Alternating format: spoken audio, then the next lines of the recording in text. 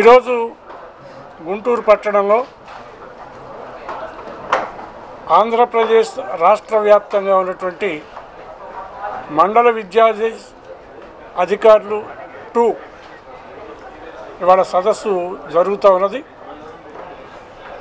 ఈ సదస్సు సందర్భంగా ఇవాళ ఆంధ్రప్రదేశ్ విద్యారంగం ఎదుర్కొంటున్నటువంటి సమస్యలు, అందులో కీలక భూమిక పోషిస్తున్నటువంటి మండల విద్యాశాఖ అధికారులు వృత్తిపరంగా ఎదుర్కొంటున్నటువంటి ఇబ్బందులు చర్చించి ప్రభుత్వం దృష్టికి తీసుకొచ్చి ఆ సమస్యలు పరిష్కారం కోసం ప్రయత్నం చేయాలనేటువంటిది ఈ సదస్సు యొక్క ప్రధానమైన ఉద్దేశం. ఇందులో ముఖ్యంగా రాష్ట్ర వ్యాప్తంగా ఉన్న 679 మండలాల్లో MEO 1, MEO 2 అనే పేరుతోటి 2 భాగాలుగా నడుపుతున్నటువంటి పరిస్థితి ఉన్నది. ఈ MEO 1, 2 అనేవాళ్ళు విద్యార్హతల్లో సీనియారిటీలో ఇద్దరు సమానమైనటువంటి అర్హతలు కలిగి ఉన్నారు. కానీ డ్యూటీ దగ్గరకు వచ్చేసరికి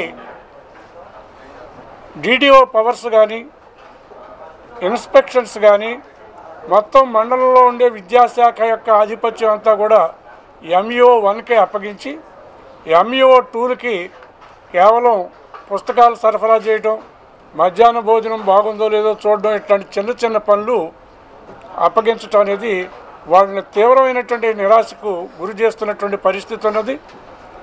అందుకని మొత్తం మండలాన్ని 2 భాగాలుగా చేసి ఒక భాగానికి 1, ఒక భాగానికి 2 మొత్తం సమానమైనటువంటి పద్ధతిలో విధులు నిర్వహించేటట్టుగా వాళ్ళని 2 రకాలైనటువంటి పద్ధతుల్లో వాళ్ళ యొక్క జాబ్ చార్టు నిర్ణయించాలనేటువంటిది ప్రధానంగా వాళ్ళ డిమాండు.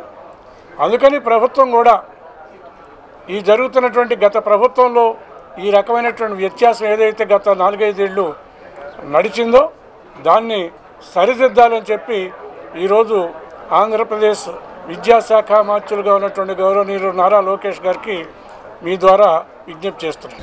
89 జీవోలో ఉన్నటువంటి అంశాలన్నీ కూడా సవరించాలి.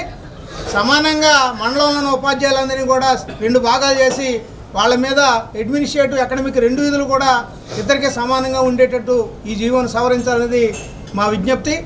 అలానే ఎక్కడైతే MEO 1 లేదా 2 రిటైర్మెంట్ ద్వారా ఇతర ఖాళీలు వచ్చాయంటే అక్కడ 2వ MEOకి ఆ FAC బాధ్యతలు ఇవ్వాలి తప్ప ఎక్కడో సుదూరంలో ఉన్నట్టు వేరే MEOని తీసుకొచ్చి అక్కడ FAC పెట్టడం అనేది తీవ్రంగా పరిగణిస్తూ ఉన్నాం.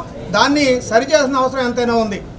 అలాగే ఈ రాష్ట్రంలో ఉన్నటువంటి విద్యా విధానంలో MEO 2లు ఎందుకు తీసుకొచ్చారనంటే MEO 1 80 నుంచి 130 స్కూళ్ళు చూడడం కష్టం కాబట్టి MEO 2 అనే దాన్ని సృష్టించి అడ్మినిస్ట్రేషన్ని క్రమబద్ధీకరణ చేయడం కోసం, అభివృద్ధి చేయడం కోసం ఈ రకమైనటువంటి జీవో 154 ద్వారా తీసుకురావడం జరిగింది. రిక్రూట్మెంట్ వరకు బాగానే ఉంది. రిక్రూట్మెంట్ అయిన తర్వాత వీళ్ళందరూ కూడా గతంలో DDOలుగా పనిచేసి 30-40 మందికి జీతాలు ఇస్తూ హెడ్ మాస్టర్లుగా పనిచేసి వచ్చినటువంటి కన్వర్షన్ ద్వారా ఇక్కడికి వచ్చారు.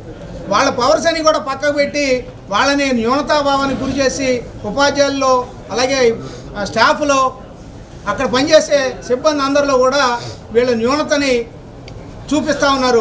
దీన్ని తీవ్రంగా ఖండిస్తూ ఉన్నాం. రాబోయే రోజుల్లో ఇప్పటికే మేము గౌరవ విద్యాశాఖ మార్చుల్ని కలిసాము. అలాగే మాకు పూర్తి మద్దతు ప్రకటించినటువంటి మాజీ ఎమ్మెల్సీ AS రామకృష్ణ గారు కానీ లేదా ఉద్యమ నేత అందరికీ గురుతుల్యులు బోస్ గారు కానీ వీళ్ళ సమక్షంలో మేము మరోసారి విద్యాశాఖ మంత్రిని కలిసి ఖచ్చితమైన డిమాండ్లతో మేము న్యాయాన్ని పొందుతామనేది నమ్మకం మాకు ఉంది. రాబోయే కాలంలో ఖచ్చితంగా ఆ రిప్రజెంటేషన్ ద్వారా మేము ఈ రకమైనటువంటి లాభాలను పొందాలనుకుంటున్నాం. ఎందుకంటే ఈ MEO 1, 2ల మధ్య ఉన్నటువంటి ఇంటర్లింక్ను చాలా తీవ్రంగా తీసుకుంటూ ఏదైతే 73 జీవో చెప్తా ఉందో ఉమ్మడి సర్వీసులను అమలు జరపమని, అవి జరపకుండా ప్రభుత్వ ఉపాధ్యాయులు 2% ఉన్నారు. వాళ్ళు ఇక్కడ 98% పంచాయతీరాజ్ ఉపాధ్యాయులు ఉన్నారు.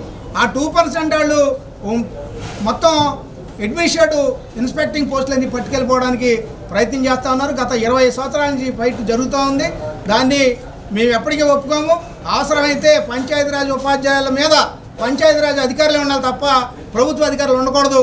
ప్రభుత్వ పాఠశాలలు ఉంటే మీరు ప్రభుత్వ అధికారులు అక్కడ పంపించుకోండి తప్ప మమ్మల్ని చిన్నచూపు చూసి మా అవకాశాలని కోలుకొట్టడం కోసం చూస్తే మాత్రం మేము సహించేది లేదని ప్రభుత్వాన్ని విజ్ఞప్తి చేసుకుంటూ రాబోయే 10-15 రోజుల్లో ఈ సమస్య మీద ఒక కొలిక్కొచ్చి న్యాయం జరుగుద్దని మరి గౌరవ ఎమ్మెల్సీ గారు రామకృష్ణ గారి ద్వారా బోస్ గారి ద్వారా ఈ ప్రయత్నం చేసి విద్యాశాఖ మార్చులను ఒప్పించుకుని మేము న్యాయం పొందుతామని ఆశిస్తా ఉన్నాం.